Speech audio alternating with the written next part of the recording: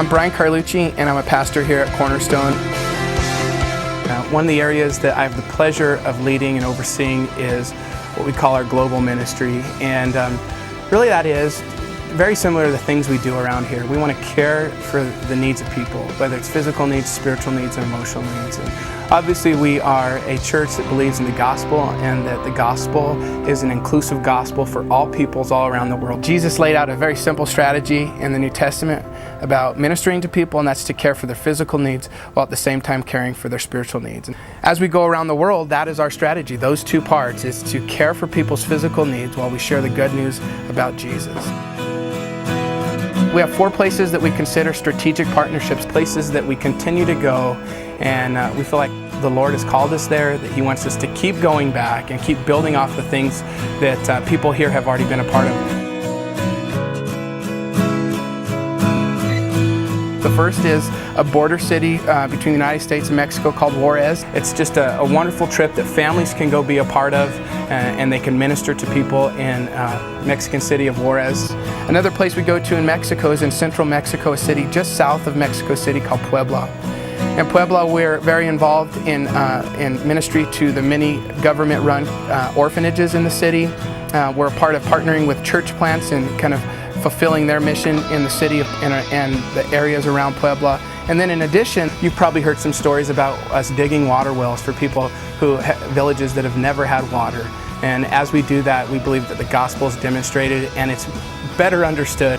And that's all part of a church planting strategy that Mexicans in the country have, and we're just there to assist them. Hi, I'm Megan Ward. This summer I went to Puebla, Mexico.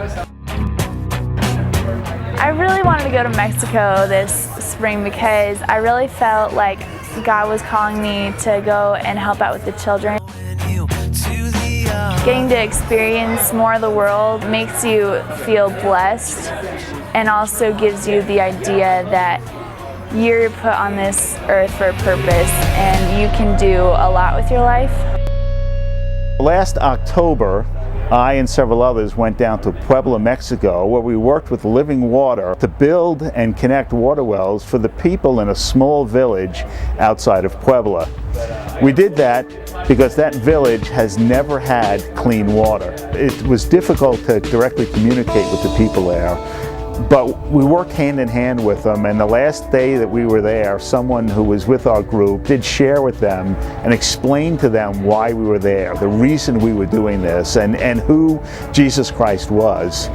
And spontaneously, one of the townspeople replied back how grateful they were that we had come to work with them on this project, what a difference it was going to make in their lives, and how they could see God through us.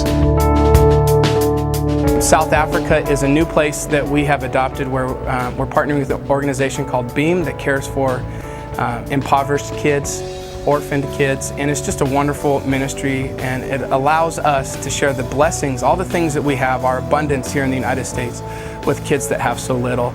My name's Natalie Townsend, just an everyday person that went to South Africa. The people are just beautiful people, just absolutely wonderful. They'll help you, they'll give you anything. It's amazing. People that have nothing will share with you.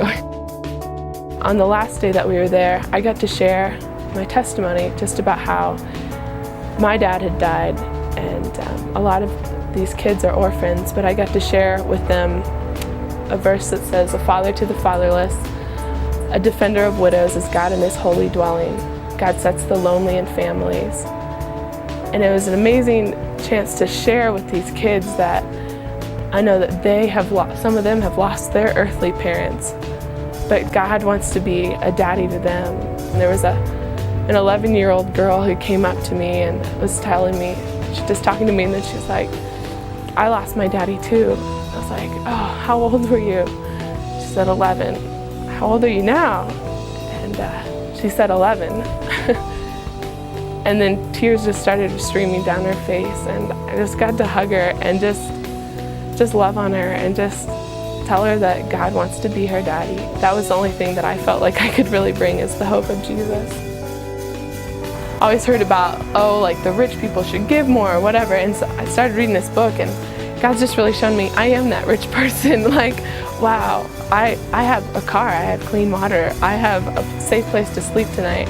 And I think that the biggest thing is I don't want to be motivated out of guilt to change my life, but I feel like God is changing my heart. And I would love to go back next summer. I would love to go back for 6 months, a year, the rest of my life. People come back from these trips all saying the same thing. It was amazing. It changed my life. When can I go again? And the fourth place that we go is a country in Southeast Asia. We don't name that country for security reasons, but we've led by our college ministry. We've been ministering to 2 unreached people groups, meaning that there is no known Christian church among them. And we call them the T&D people. It's kind of an adventure. You hike through the mountains, hike through the rice fields to get to these people. You stay in their huts. You sleep in Buddhist temples, you eat dinner with them, you get sick with them. It's just a wonderful place to be, and the kids are wonderful, and it's just a great place to come, demonstrate the gospel. And an example of what we've done there is one trip went and did some dental work. They pulled teeth of people who needed their teeth pulled for 2 full days. We really believe that people were able to better understand the good news about Jesus because they saw the love of God demonstrated for them in the simple, practical thing of pulling teeth. In addition to our 4 places that we partner as a church, there are people here that are part of Cornerstone that participate in many other global trips with other ministries and many other organizations. You know, Jesus gave us a very simple strategy, and it is to show and tell the gospel. Our hope at Cornerstone is that every one of you would consider being a part of what God is doing through this church globally. Whether that's going on one of the trips, whether that's continual prayer for the people in those countries, for our teams that go, or whether it's giving.